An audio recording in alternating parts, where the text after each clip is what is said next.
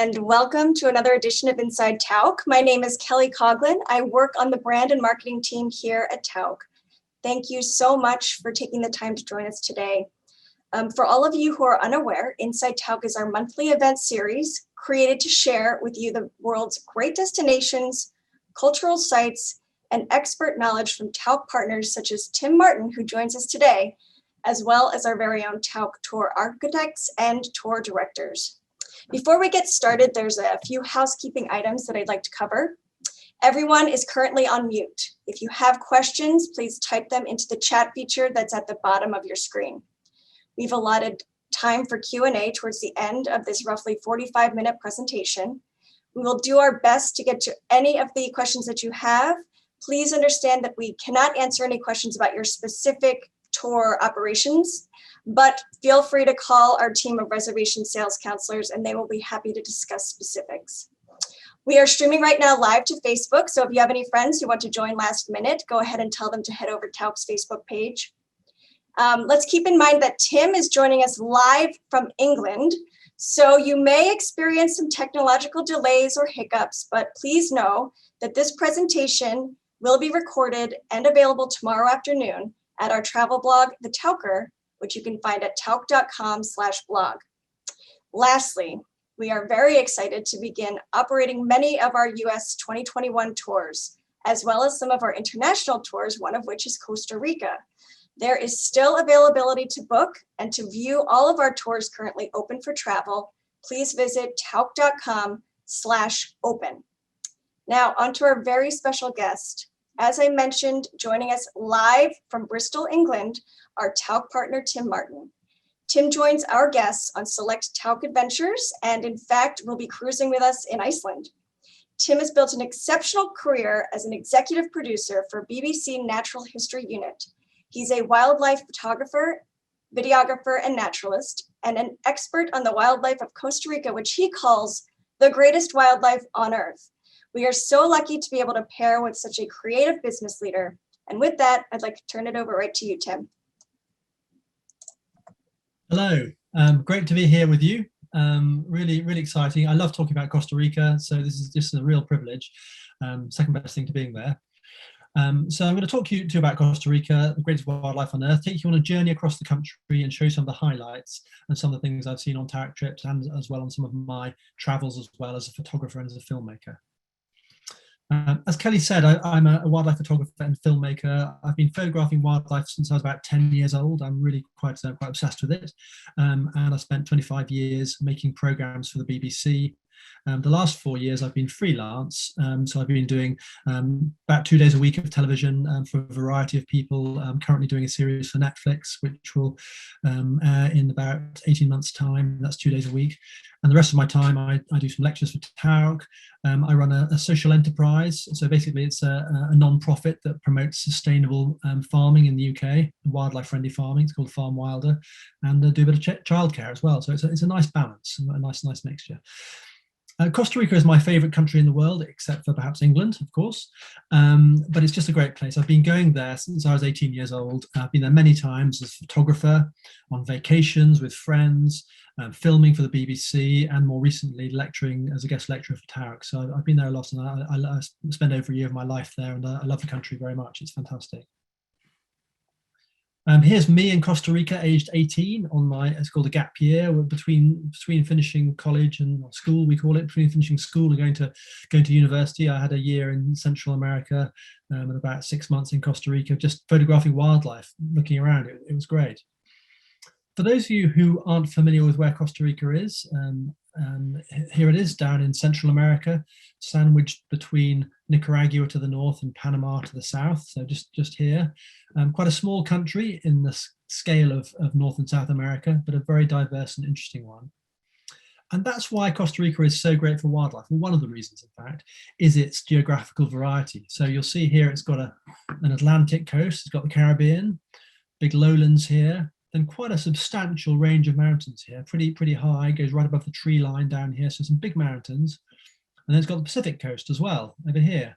And I'm going to take you on a journey from east, Tortuguero here on the east, right across here to the west, to the Pacific side. And actually, this does mirror some of the Tauck trips I've done. I've done a Tauck trip to Tortuguero. I've also been to Monteverde up in the mountains here, which is quite close to Arenal, and I've done quite a lot of work around this area, the north west Guanacaste, which I think is where one of the Tauck trips ends. So you'll see some things that will be familiar to you if you have been on one of those trips or are going on one. The first place I'm starting with, Tortuguero on the east coast, the Caribbean. It's the first national park I ever went to in Costa Rica. It's basically a big rainforest beside the sea. And there's a massive inland network of rivers and canals. It's basically kind of the Amazon of Costa Rica. Very low lying, very flat, very wet. And I first went there in 1988 as an 18-year-old. I got the boat in along that canal you can see there. It takes about an hour or so through the rainforest. On the way in, I saw the signs of deforestation, this timber yard, these massive, great tropical trees. And this was the late 1980s, and the world was just waking up to deforestation. Many countries were losing their rainforests really fast, including Costa Rica. And so it was all the more precious to me to go there and see a rainforest for myself and see what it was like. I was also very aware, visiting Costa Rica in 1988, that a lot of Costa Ricans were fighting really hard to protect the remains of their wildlife. And there were campaigns, there were posters, there was lots in the press about it. They were very advanced in trying to stop the deforestation. But it was bad. And if you look at this map, Costa Rica, forest covering Costa Rica from 1940, and you can see by 1987, just before I went there, they were down to 21% of the country being forest cover, which is pretty low. I wasn't to know it then, but that was actually the lowest ebb. That was the start of the turnaround. In Costa Rica, wildlife conservationists are winning, and it's a remarkable and very inspiring story, what they've done in their country with conservation, reforestation, and protection of wildlife. Knowing how precious a rainforest was, I was very keen to get out in amongst it. Like the Amazon, boats are a really good way to get around Tortuguero. If you go there, you'll see there aren't many trails, but there's a lot of waterways you can get in a boat in. And as an 18-year-old student on a limited budget, a boat like that, a kind of dugout canoe, is the perfect cheap thing to hire, paddle around, explore. So that's what I did. As a photographer, it's a very challenging place. The problem is it's very dark, like many rainforests. Also, it's generally cloudy and quite wet, very humid, lots of mosquitoes inside the forest. So as a photographer, you've only really got two options. You can use a tripod. I mean, back then, film wasn't very light sensitive. So this photograph of a beautiful morpho butterfly was taken with a tripod, long exposure.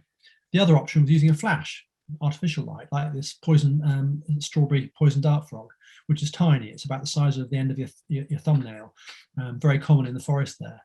But it was a tough place to photograph. Occasionally, you'd get a glimpse of an animal outside the forest, like this coral snake, which was swimming across one of the rivers. I photographed from the dugout canoe, but generally it was hard to photograph there, really hard. But I was an optimist, I was keen and enthusiastic, and I wanted to get out and see more wildlife. So I teamed up with a young German student called Claudia, who I met there, and together we hired a dugout canoe and decided we were going to go upriver for 2 or 3 days, camp out in the forest and look for jaguars. It's the kind of thing you want to do when you're 18 years old and a nature nut. And we had no phones, no radio, no one knew where we were going, but hey, you know, when you're that age, you don't care. And we got lost, we almost capsized. We tried to get further upriver, but there was a maze of channels in the river. It became very braided and sort of lots of little channels, and we couldn't find the right one through. So we had to give up on going right upriver. So we tried to find a place to camp, but we couldn't because the forest is so swampy. It's just mud. You couldn't pitch a tent in the mud. So we ended up sleeping in this boat, Claudia at one end, me at the other, rain coming down, building up in the boat underneath us, tarpaulins over the top, mosquitoes. It was a really, really bad night's sleep, and yeah, not one to remember. But it's we got out, we saw some great things. So that was a really good introduction to Tortuguero, and it's a great place to see wildlife from these river channels and surrounding forest. I went back to Tortuguero for the first time in 2018 on the Tauck Bridges trip. Here we are coming into land. You can see it there, the canal to the left, the Atlantic or Caribbean on the right. This is the rainy side of Costa Rica, the Atlantic. If you're going here, you need to be prepared for rain. I mean, it's warm rain, but it's rain, lots of it, very heavy. And this is the rainy season as well, which runs from about May to about December. It's a rainforest. It should be rainy, and it's not a problem. You'll still have a great time. The problem when we went there is the road had been washed out. We were going to get a bus there and then a boat, but there'd been landslides. The rain had been so heavy in the mountains. So Tauck chartered a load of small planes to get us in, which was kind of fun and an adventure in itself. Here I am with the people I travelled with. It was a family from England, actually, and we're just getting out of our plane. And our tour guide there just arrived in Tortuguero. You see the kids already got a little cuddly sloth. He's bought. It was great. It was a really fun trip. And I really like this format, the Tauck bridges, going with a family, having 3 generations there. Sometimes you have the kids, the parents, the grandparents. Sometimes it's just kids traveling with grandparents. It's kind of like a 10th birthday treat or a 12th birthday treat. And it was really special, actually, having that range of ages. I really enjoyed it. This is where we're staying. This is the lodge, and it's actually built into the forest, which is very eco-friendly. So there's minimal disturbance to the forest, and it's great for seeing wildlife, even from your hotel room, effectively from your lodge in there. And you can see all these boats moored there, and they are what take you out on the rivers to look for wildlife every day. And most of them have got canopies to keep the rain off you if it rains, or to wear ponchos and things, so it's fine. So this is just to show you what you can see. I mean, this howler monkey was right by one of the walkways near my room, and I was very close to it. I mean, it was so close I could almost not focus on it. It's so close. If you could see the reflection in its eye, you'd be able to see probably the walkway and probably one of the cabins. And the wildlife in Costa Rica is very tame, and it's a great place to observe wildlife. Other things I saw near my cabin at night on my way back from getting some dinner, this beautiful little snake. I think it's called a blunt-headed snake, and it eats snails, I think, slugs and snails, so not a threat to anybody, but beautiful creature. Safely in the forest, not on the walkway, I should say, for anyone who's snake phobic. And equally interesting, I found this caterpillar, which is actually a snake mimic. So it's got these eyes on it, and if a bird in the daytime disturbs it, it rears up and pretends to be a snake, waves around, and the bird thinks it's a snake and hopefully doesn't eat it. So, I mean, the great thing about rainforests, there's so much different stuff. Every time you go out, you see something different. Here we are off into the forest on one of the boats on one of the drier days. And every time we had an expert naturalist with us, and they're amazing. They can tell from the sounds what's there. They know where certain animals tend to hang out, so they're great for showing you things, getting you up close. Here's a caiman, a type of crocodile that's very common there. Got a good sighting of that. And a thing called a basilisk lizard, or Jesus Christ lizard, and it's called that because the young ones can walk on water. They run off over the surface of the water to escape predators. Amazing creatures, and you see them quite easily. There's quite a lot of them. They come out and bask in the sun. And another thing I hadn't seen before was these military macaws, which are just glorious. I'd seen scarlet macaws elsewhere on the west coast of Costa Rica, but I hadn't seen these because when I first went to Costa Rica, they were so endangered you never saw them. And actually now they're making a comeback. They're doing really well. So you see these in Tortuguero, amazing creatures. My favorite rainforest bird anywhere in the world, macaw. Just the sound of them, the sight of them, just fabulous. And of course, sloths. See lots of them hung up in the trees, often sleeping. Sometimes they'll look at you, just having a scratch. Don't do much, obviously, but just great creatures to see. Fantastic. And there's a lot of monkeys there. And in fact, one time out in the boat, the guide spotted a group of monkeys. These are white-faced capuchin monkeys, quite small monkeys, and they eat a lot of insects. And this monkey has just found a big, kind of hairy, bristly caterpillar. You can see it in its hand there. And as we watched, I was able to photograph it, pulling it out, tearing it apart and eating it, which is something I'd just never seen before. So just amazing behavior that you can see just from one of these boats, looking into the forest through the screen of leaves, just from the waterway. As a filmmaker, I've been to Costa Rica as well, and I've done a few programs that have been shooting there. And there's one that we actually did at Tortuguero when I was in the BBC. It was a series about wildlife that comes out after dark. It's called The Dark. And in Tortuguero, there's an animal that comes out at night, which is really special, which actually you sometimes can see on the Tauck trips to Tortuguero. Not guaranteed, but quite often they're there. It's these amazing green sea turtles that kind of lumber out of the ocean to lay their eggs on dark nights. And you get taken down off the beach, no light, so you don't disturb them. And it's just an amazing sight to see them laying their eggs, and their kind of floppy ping pong ball eggs tumbling into a hole they've dug in the ground. Now, as a filmmaker, you know that where you find the prey, you always find the predators too. And when I'd been in Tortuguero before, my first trip, I'd seen the footprints of cats there. And these are the footprints of South America's biggest predator, the jaguar. Here one is. Not photographed in the wild, I'm afraid to say. I've never seen a jaguar in the field, in the wild, despite many years out looking. But they're there. You see the footprints, you see the remains of dead turtles.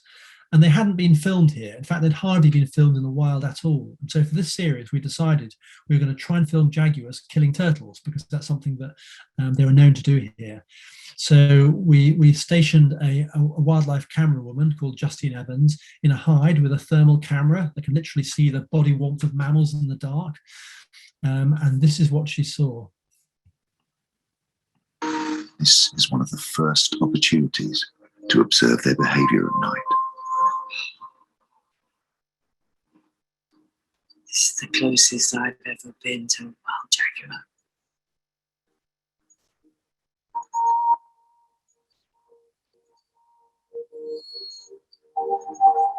There's a turtle right in front of him.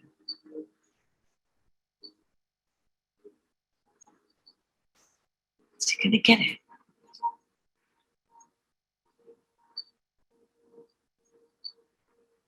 Just walk straight past it. Turtles are easy pickings on this beach, but this big male is not in hunting mode. So we didn't get one killing a turtle. We had some great encounters with them, and in fact, a bit later on in the program, in the distance, we saw this jaguar meet up with another jaguar. So we think there was a pair, which is again very unusual behaviour to see. So it was incredible to actually see these creatures doing their thing in the dark at Tortuguero. The next place I want to take you on our journey, a little bit further west, is this area around here. So a bit further inland, a place called La Selva, and it's a bit hillier, a bit more hills, not so low-lying or wet as Tortuguero, just in the start of the foothills for the mountains. And it's a place called La Selva Biological Station, and it's a wonderful place to visit. It's a lowland rainforest again, effectively, biologically speaking. It's a proper rainforest. And it's got this research centre in the middle of it. And it's got labs, field labs like this, accommodation for scientists, dining hall, and biologists from all over the world go there to do their research. And you can see the bicycles here outside this laboratory. And that's because they use them to get around, not just around the research centre, but around the rainforest. So if you walk off into the forest, there's these amazing trails, and they're kind of concrete trails. And they go for miles around the forest, and the researchers can cycle through the forest. They can push carts full of equipment. It's a really good way to get around a wet forest. So there's fantastic access to the forest, even little bridges like this over creeks. And you just have to be careful you don't get knocked over by a scientist whizzing past, but it works really well. And as a filmmaker, it actually works really well as well, because as a film crew, you have loads of kit. And so someone like that with a little path, you can push a cart down it with all your filming equipment. It makes filming in a rainforest a lot easier. So I went there in 1994 on a BBC series called Nightmares of Nature. This is the crew. You can see the guy with the camera is actually not the cameraman. He's a director. He's the director, Adrian Warren. And then to his right, there's the camera operator. And to his right, there's a guy called Alejandro, who's a Costa Rican snake expert who is helping us to film. And I mean, when you're filming smaller creatures like sort of mice and lizards and insects, quite often as a wildlife filmmaker, you have to do it under more controlled conditions, either in a studio or out in the field, but with animals that you can put out and then film, because it's very, very hard to film things for real. Like snakes, you just never see in the forest. So the way generally people have made snake programs, especially 20, 30 years ago, was to take a snake out with you and put it in the forest and film its behavior in the forest. So that's what Alejandro is doing. And the box to his right down here, that's actually got a snake in it. That we had some furlances, type of pit viper, and we were trying to film them giving birth. And in the room we were living, we were all bunked up in one room, research sort of quarter with bunks, and we had the snakes in there with us. One of my jobs as the researcher was to wake up in the night and check the furred lance to see if they'd started to give birth or not. Because if they had, I had to wake the crew, get them ready, would get them onto a set and start filming them giving birth. So it was kind of quite a crazy trip, but it was fun too. We also filmed other snakes as well as the furred lances. We filmed a thing called a bushmaster, which is an even bigger pit viper. You can see one, it's very well camouflaged. You can probably just see one here at the base of this tree by the buttress roots of the tree. It's pretty relaxed. It wasn't aggressive at all. Here you can see Adrian, director, the camera operator, Mark, me looking very young, and Alejandro. And we, so in those days, shooting on film, it's really tough. It's so dark in the rainforest. Film wasn't very sensitive, so you basically had to bring in lights. So you can see the light up there, the big stand and the light, and that's mimicking a patch of sunlight. And without that, you could hardly film anything. It's so murky and dark. And so it's incredibly time consuming. We were there for 3 weeks to get quite a short sequence, just about a few different rainforest snakes.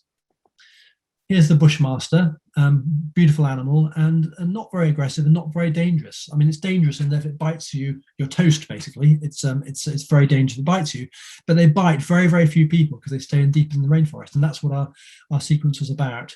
So I'll play that clip in a sec. And here's another snake we filmed, the eyelash viper, which is also in the sequence that I'll show you. And this just reinforces how hard it is filming in the rainforest. And this is daytime. It looks like night because we've got artificial lighting now. And I've probably got a flash gun on my camera. And you can see it's raining. There's plastic bags over the lens. It's really tough. And so that's why it takes 3 weeks to get one quite short sequence. The quality on this isn't very good because it's from 1995. So the sound and the picture is a bit rough compared to HD today or Ultra HD 4K. But it'll give you the idea of what we were doing. Tropical rainforest harbours more snakes than anywhere else, but it's a myth that this is the most dangerous place for us to be. Most snakes will do their best to avoid confrontation with anything that's too big to eat. This yellow eyelash viper spends nearly all its life up in a tree, but other kinds live underground or in swamps. There are giant constrictors, cryptic vipers. There are even snakes that glide through the air. All of them evoke the same fear in us.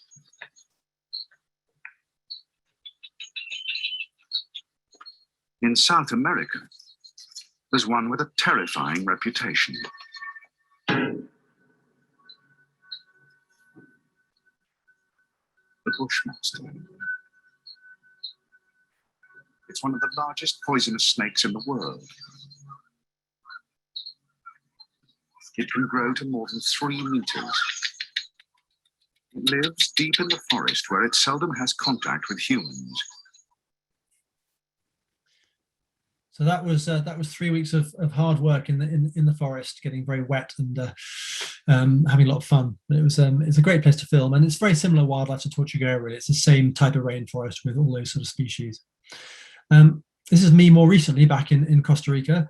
Nowadays, we can film and photograph in very low light much more easily. So filming in a rainforest isn't nearly as difficult. Video technology and now digital technology has revolutionized filmmaking, and it's made a massive difference. As a photographer, I have Nikon cameras. It's my big long lens and my D750 for any camera nerds there.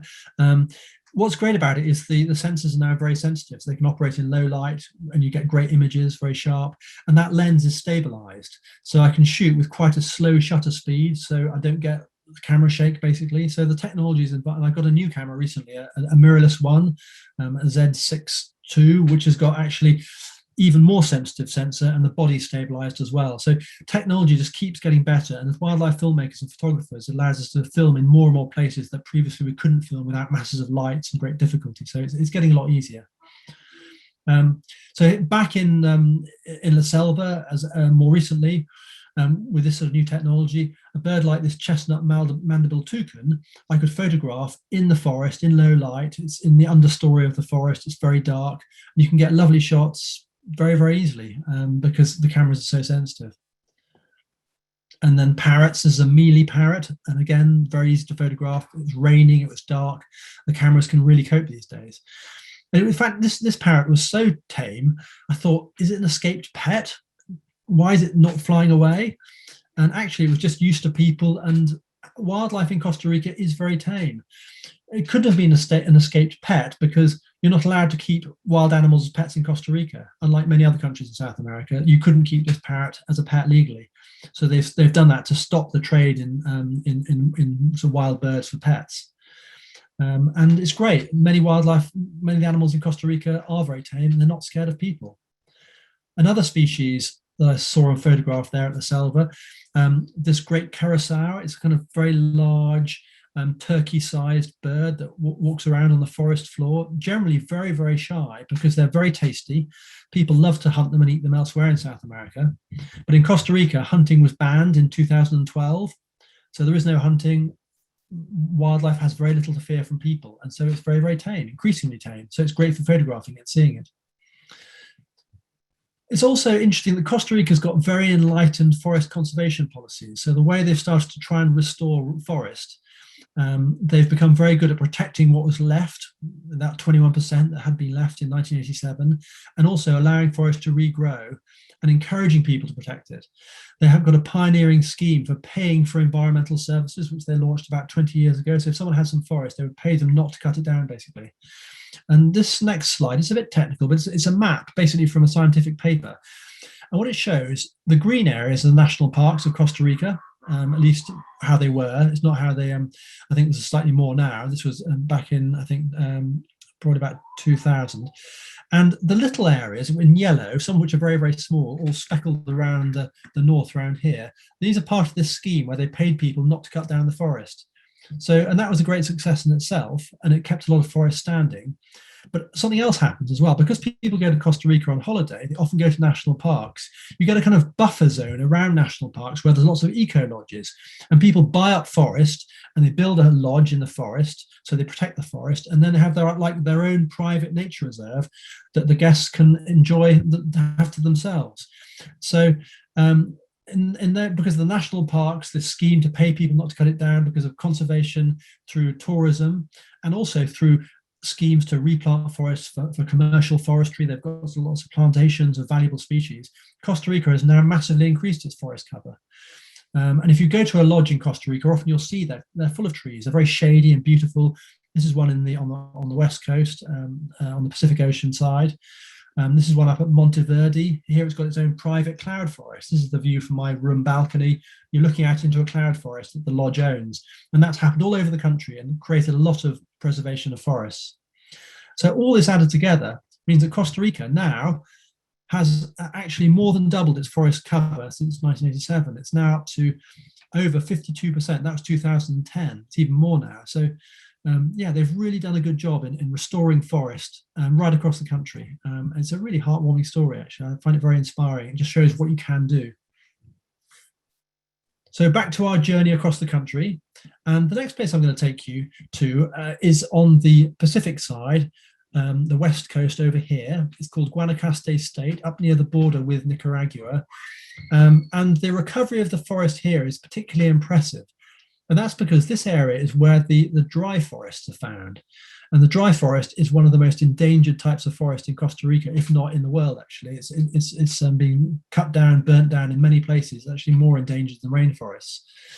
And I first went there in 1988, and there was a little national park called Santa Rosa National Park that protected a fragment of this dry forest. And also lots of land that had been dry forest. You can see in this photograph in the foreground the remains of a cattle pasture. There's a lot of scrub. The hills are quite bare of trees. And they've basically been protecting this for the last 30 years and taking measures to encourage the forest to come back, replanting, allowing it to come back naturally. And this is when it just started. But it's a great story. When I first went there, 1988, it doesn't look like a dry forest, and that's because it's the wet season. This was December, just at the end of the wet season. And so you can see me there trekking off into this forest. It's quite scrubby there, like many areas were, because it had been cattle pasture, it was regrowing. I've got a sweatband on. That's to keep the sweat out of my eyes when I'm taking photographs. I don't want sweat in the viewfinder of the camera. It was the 80s as well. So I guess it's sort of headbands were a thing then. Got all my camera gear, masses of equipment in my back. I was off camping at the coast then. I showed this to my wife recently and she said, "Is that really you? It looks like a woman." I didn't quite know what to make of that, but that was me aged 18 in Costa Rica, out to try and photograph forest wildlife. And here again, you can see in the wet season, it does look more like a rainforest than a dry forest. You can see in the middle of the shot here, some former pastures and scrubby areas that were then being regrown. And the wet season is about April to December, so much of the year. And this is just at the end of the wet season. But when the dry season comes, it all changes and it starts to look like this. Many of the trees lose their leaves in the dry season and they're just bare. And other trees come into flower towards the end of the dry season in March and April. You see this tree with beautiful pink flowers here. And many of the trees have lovely yellow flowers as well. This tree has got lovely yellow flowers, and there was a howler monkey eating the flowers, which is just glorious. And it's much easier to photograph wildlife in a dry forest than a rainforest because there's fewer leaves, more sunshine, so more light. You can see the animals more easily. So especially in the dry season, it was a much easier place to take photographs. I photographed these white-faced capuchins as well, same species we just saw in Tortuguero. And I always like this photo because the grouping of them, it kind of reminded me of I think it's the album of one of the Queen albums, and it's just something about that grouping always amused me, and I really enjoyed that. So it's one of my favourite shots from the dry forest in 1988.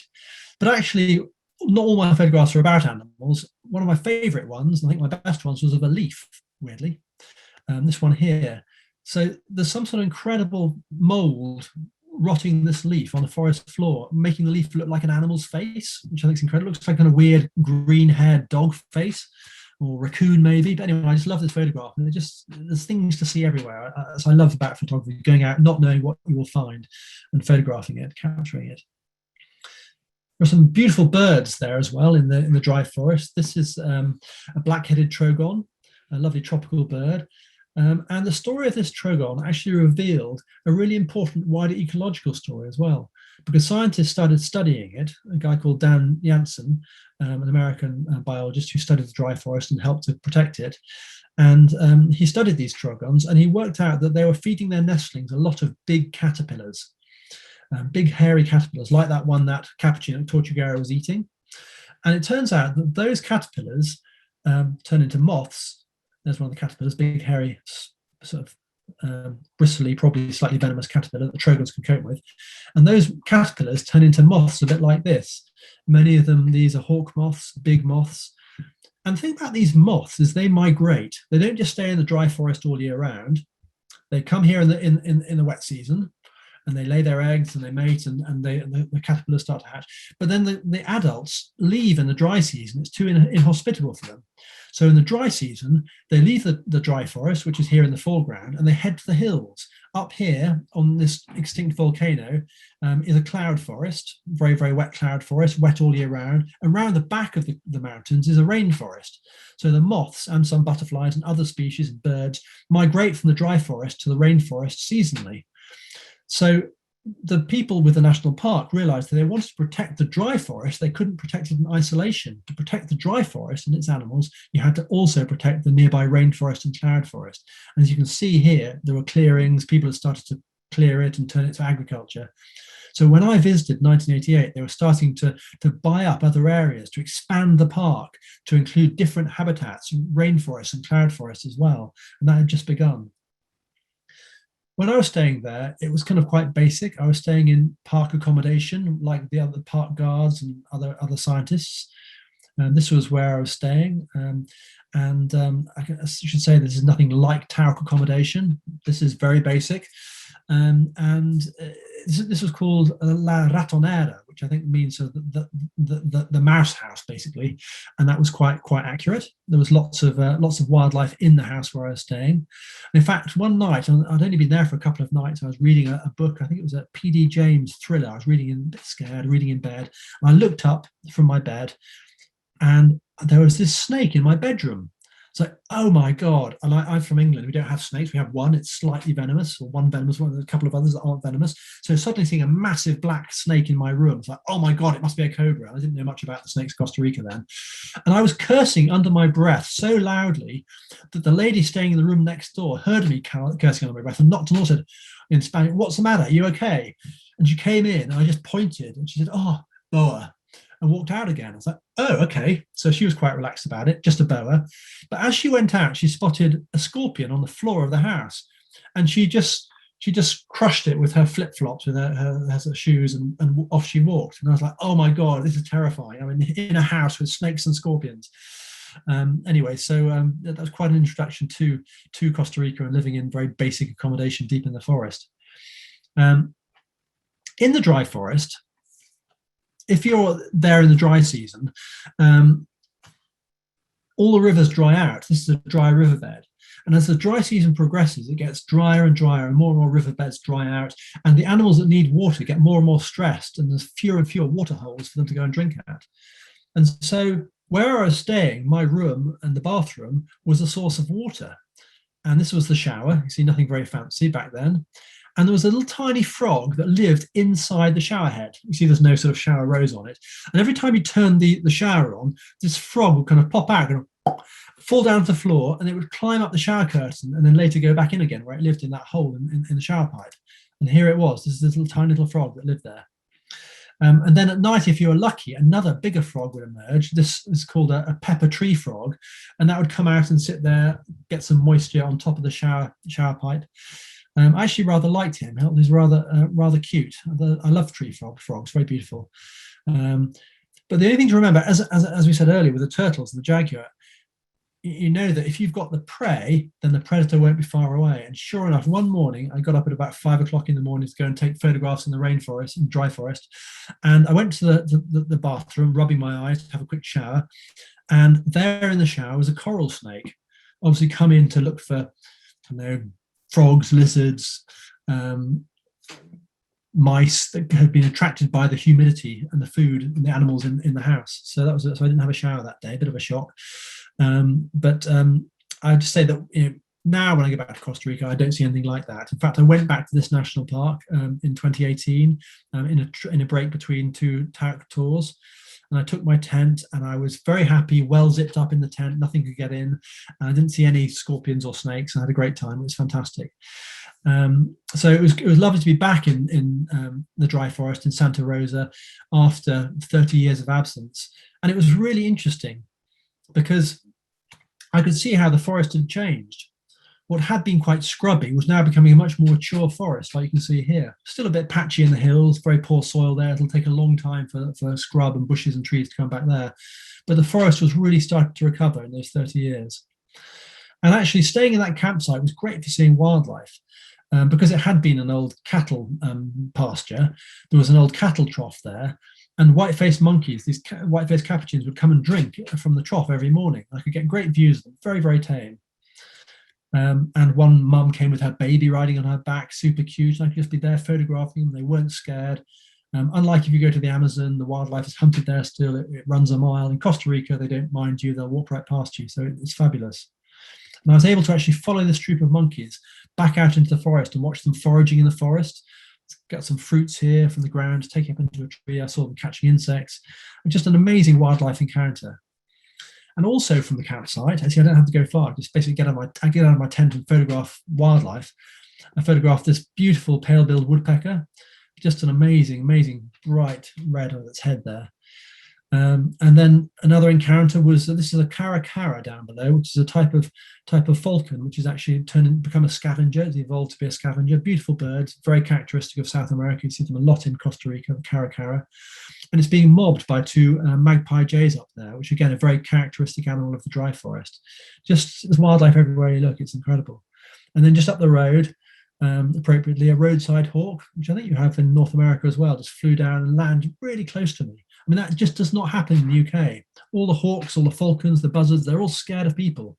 But in Costa Rica, the wildlife is really tame. You get really good views of it. Another thing that really impressed me when I'm back in Costa Rica in 2018, in this particular part in the dry forest, was seeing how much they'd advanced their plan to buy more area to expand the national park. So if we look here, sector Santa Rosa, that's where I first went. That was national park. When I was there, they'd just bought this sector, Murciélago here. I think they were trying to buy the bit in the middle. They had a little bit of cloud forest up here somewhere. But since then, they've massively expanded. So all these different areas, all different colours, this is all part of the national park. So they've got the dry forest here.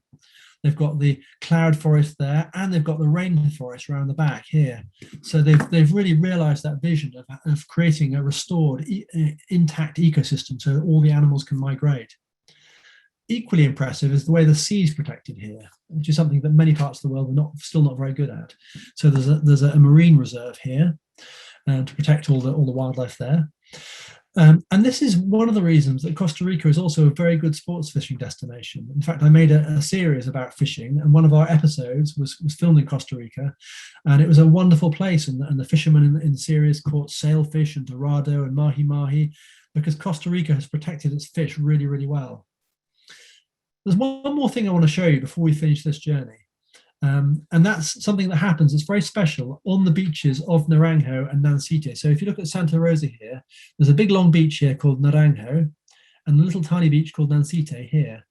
And it's something I saw when I first visited Costa Rica, and I just wanted to share with you. So this is Naranjo.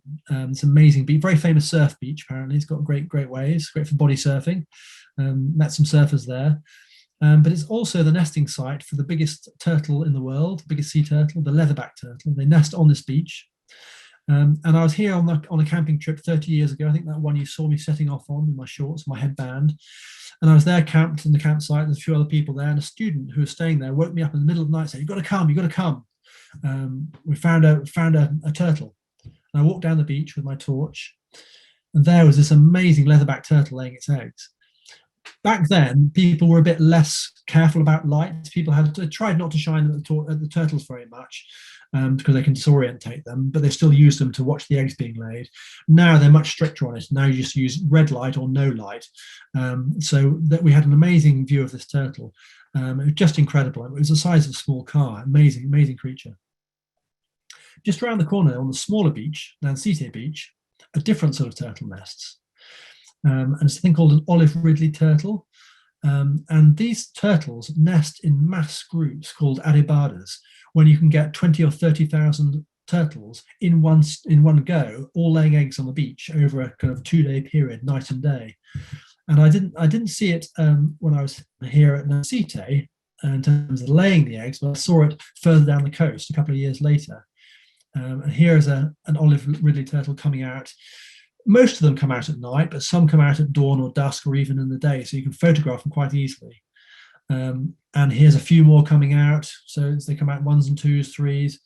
But often at dawn and dusk, the beach will literally be covered with hundreds of turtles all laying their eggs like this and moving around, digging nests, laying their eggs, covering them up. It's just bedlam. It's absolute chaos. Just the most incredible thing to see. And one day I'd like to see that on Nancite Beach as well. But when I was on Nancite Beach, I must have been there a couple of months after this had happened, because I went out one night with my head torch on my own down to the beach, and suddenly the sand was alive. It was moving. And I looked closely, and all over the beach I could see baby turtles emerging from the sand, digging their way out and crawling down to the sea. Just the most amazing thing to witness. And finally dawn came, and there are just a few stragglers still making their way down the beach, running a gauntlet of frigate birds overhead and other birds trying to eat them. In the sea, there'll be fish and probably sharks trying to eat them, but enough get through to continue the line. And it's just an amazing wildlife sighting. So if you do get to Tortuguero and get to see the green sea turtles laying their eggs, or somewhere else on the Pacific side and see the olive ridleys, it's an amazing, amazing spectacle. So that's our journey from the east to the west across Costa Rica. There's lots more to see, many other habitats I haven't touched on, much more wildlife, many more places to see, but I hope I've given you a taste of it anyway, a taste of a wonderful country. And as I say, for me, it's the best place in the world to see tropical wildlife, because there's so much of it, so well protected, it's so tame, you can get really good sightings. And it's just an inspiring country. It fills me with hope to realize what this small country has done. It's leading the world on conservation, restoring forests, on being carbon neutral, so many things. It's so forward looking.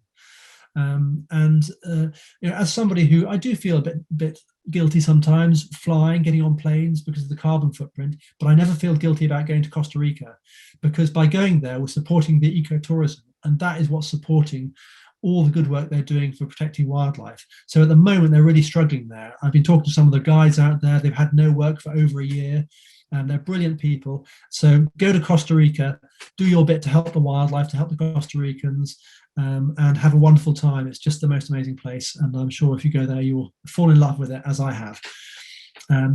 So I think now we're going to take some questions. So I'll hand it back to Kelly. Yeah, and you've got great questions. So let's get started.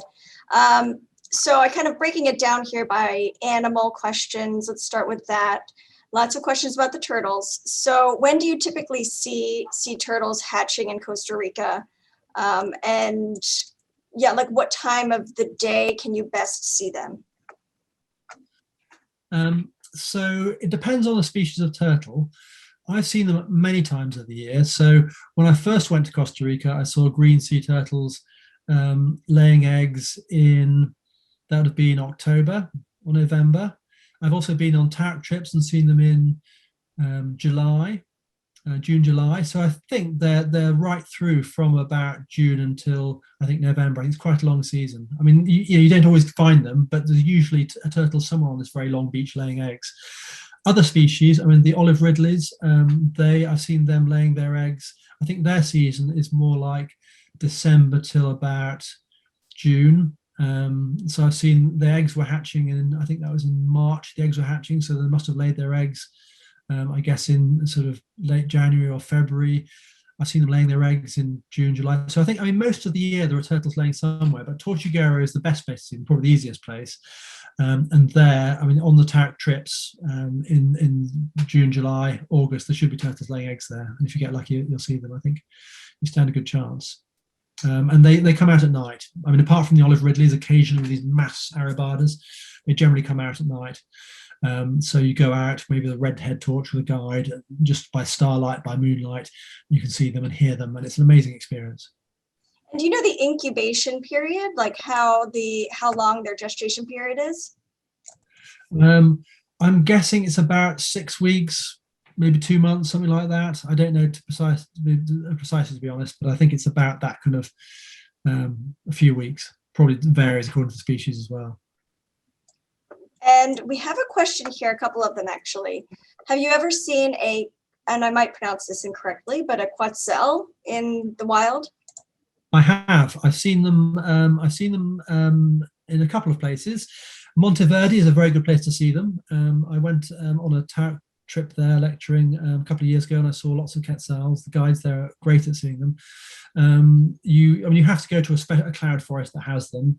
I don't think the Tauck trip that does Arenal, Tortuguero, and somewhere on the Pacific, you would see them. But there's always an option with Tauck trips to extend. You can stay out for a few more. If you really want to see a quetzal, you can extend it. Tauck would help you do that. Extend at the end, go to Monteverde, you will see quetzals. They're really, they can be seen there quite easily. And it's great to experience the cloud forest. It's an amazing place.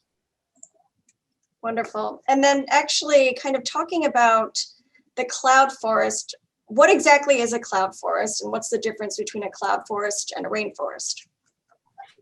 The cloud forests are basically, they're very high elevation, they're very high up, and they're very wet, as the name implies. They are literally in the clouds because the weather patterns move in onto Costa Rica from both sides, and they funnel the cloud up. The cloud sort of forms over the mountains, and often these forests are never out of the clouds. When I first went to Costa Rica, there were patches on the map you would buy in the shop, which would just say nieblas, means clouds, because they couldn't take aerial photos of the forest to see what the terrain was like, because you just couldn't, because it was just covered in clouds the whole time.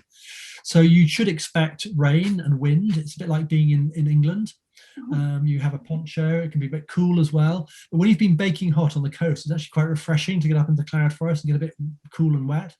And they're magical places, and you get great views across the forest. They have walkways, bridges, so you can see a lot of that. And there's as many plants growing on the trees, the epiphytes, mosses and orchids. So the trees are just festooned with different plants, and there's beautiful birds there. You can do night walks in the cloud forest as well. And the guides are amazing. They know where the toucans roost. How amazing is that? And they'll going on, they'll get a torch, shine it up, a flashlight, and say, look, there's the toucan. And sure enough, there's a toucan or a trogon roosting about 10 feet from you. You can see it. And they know where the snakes live. They'll show us, usually there's a snake round here. It's just an amazing experience. So I would definitely encourage a visit to Monteverde or any other cloud forest. They're great places. Wonderful. Now, you mentioned that the dry forest had at some point been endangered. What was the reasoning for that? What were they foresting? I mean, it would have been a combination of being logged for timber, like other forests in Costa Rica, but because it's drier on that side of Costa Rica, it makes quite good cattle ranching. And there was a big move in the, I think, 1970s and 80s to increase the amount of beef production in Costa Rica. They've always produced a lot of coffee. That was one of their big exports, bananas from the Atlantic side. But they wanted to diversify. They wanted more agriculture. They wanted beef. And so they cleared large areas of that forest for cattle pastures, basically. And that's what it was turned into. Now, let's just move a little bit into kind of travel related questions. Can you tell us about the weather in, say, July and August versus December? So July and August is the wet season. And if you go to Tauck, it can be very wet, but that's not a problem. I mean, you can take your waterproofs. They'll provide ponchos. You'll be well looked after. There's lots of covered walkways, so you don't have to get wet. Sometimes it's a bit unavoidable, but it's kind of fun. It's warm rain. As a Brit, I really like warm rain, not like we have over here. And it's kind of part of the rainforest experience, really. And the rooms are lovely. You can get dried out and very comfortable, great food. So it's a very comfortable place. That lodge is phenomenal. It's a really good lodge. So I wouldn't worry about the rain too much, but it is rainy. Up in the mountains, Arenal is sort of up in the mountains. It's more variable there. It's not as wet as Tortuguero. You'll get some rain. You might visit a cloud forest. You'll definitely get rain there. As you get over onto the west side, the Pacific, it's always drier. I mean, you can get rainy periods when it rains for a few days, but usually you'll find it's sunny part of the day on the Pacific side, and in the dry season, it's sunny all the time. So the dry season runs from about December until about May. And then on the Pacific side, it's all pretty much always dry, and it's a bit drier on the Atlantic side, so you'll get quite a lot of rain, but maybe in the afternoon rather than all day. So it's a tropical country. It's got tropical rainforest. Expect rain, enjoy it, but especially if you get onto the Pacific side, you'll get some lovely sunshine as well. Pack appropriately, right? Definitely, shorts and waterproofs. How about mosquitoes?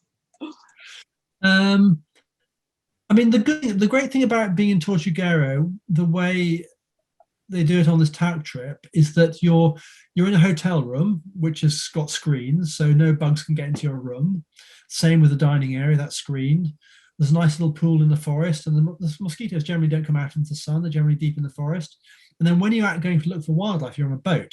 So there's always a good breeze. You're out on the waterway, no bugs. So I got bitten very, very little. And the only time I got bitten was when I got distracted photographing snakes and caterpillars on the way back after dinner in the dark to my room, because I was just so fascinated by this wildlife. I was there with my flashlight and my camera photographing things. And then I probably got the odd bite, but it wasn't really bad. It's not, unless you're like me and you spend a long time standing still deep in the forest, which you won't be doing, you won't get bitten much.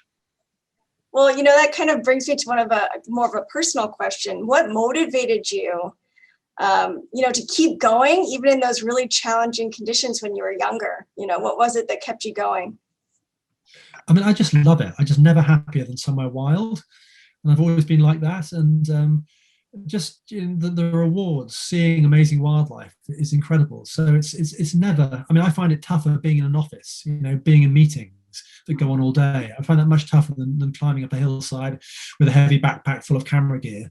And I have spent too much time as an executive in the BBC. I spent a lot of my time in meetings and on the train to London and going down to the meetings in London and so on, and actually being out there in the forest is what it's all about. So I live for it. I love it. It's never a chore for me. It's great. That's great. So I think a couple more before we wrap it up here. There was a specific question about your photo lens. So someone's asking, how did you keep your lens dry when shooting in the rain? And do you use a telephoto lens for most of your photos? I use telephoto lens for things like monkeys and birds. I've got a macro lens I use for close-ups of bugs and snakes and things.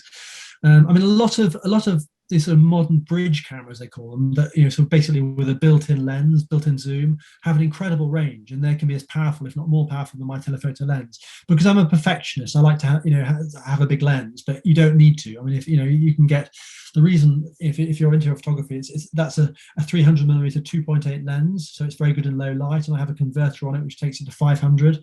But actually, people will get as good shots with a little compact camera that's got a built-in powerful zoom.